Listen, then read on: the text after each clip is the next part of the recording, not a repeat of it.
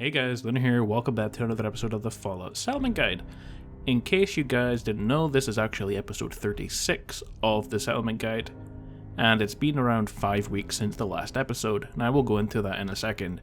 With today's video, we are going to go over the new update, which is the 1.4 update. It's been out for a few weeks in beta on the PC, and it finally came out yesterday, which is 11th of March, on PlayStation and Xbox. So we're going to go into what that did and what it added for the settlements. Now guys, the reason it's been so long since the last video is just mainly because there hasn't really been anything to do.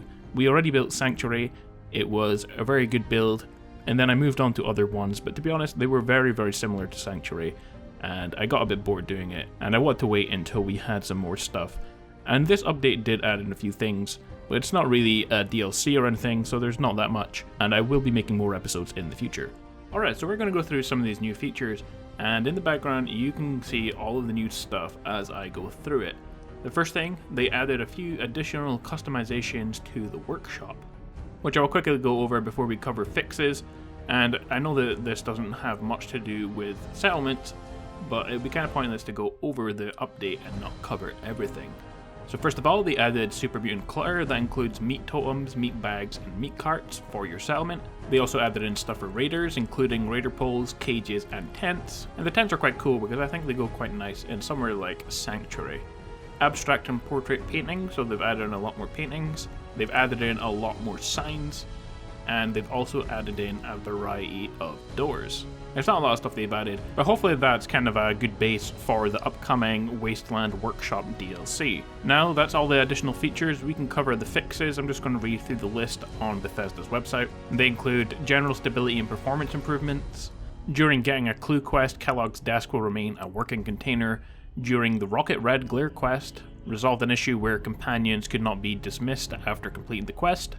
Fixed an issue with Cranva's Tooth quest in item not responding properly. Settlements under attack will now display an update message with the results of the attack if player does not respond. Fixed an issue with screen effects not clearing away properly after using a scope. Fixed an issue with trying to sprint while in third person with a minigun equipped. Rank 4 of Demolition Expert perk now properly increased the area effect of explosives. The Scrounger perk now includes additional common ammo types. Fixed an issue where Calvin Whitaker would appear in Vault 81. Fixed an issue where Ninja and Sandman perks combined would apply the incorrect damage bonuses. Fixed an issue where rank 3 of Grim Reaper's Sprint did not fill critical meter properly.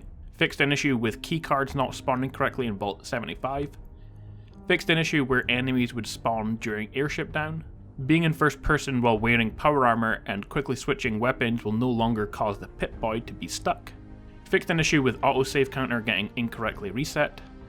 Fixed an issue where the Pip-Boy menu would turn invisible while swimming.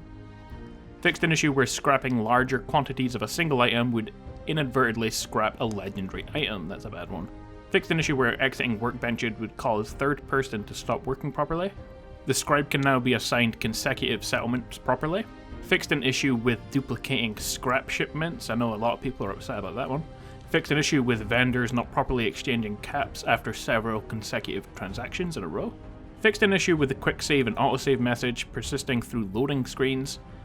Fixed an issue where updating the last patch would cause option settings to reset back to default, and fixed an issue with loading save with a placed object in water not properly floating. Alright guys, so that's the complete list of fixes and all of the new stuff that's been added, and like I say, hopefully this kind of shows a good insight into some of the upcoming DLC for new additional stuff, especially towards our settlements. Anyway guys, if you found this video useful and you enjoyed it, don't forget to subscribe, and I will see you next time for more Fallout settlement builds, where I think we are going to try and build some kind of raider camp using some of the new stuff. Alright guys, hope you enjoyed it, see you next time.